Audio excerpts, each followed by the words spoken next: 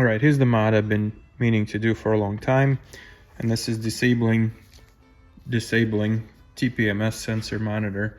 What it is there's a light that's in this corner here, this guy right here. So what I'm gonna do is I'm gonna put a piece of electrical tape back behind it. You just sneak that right behind this piece here, and you no longer have a TPMS light on. Free mod.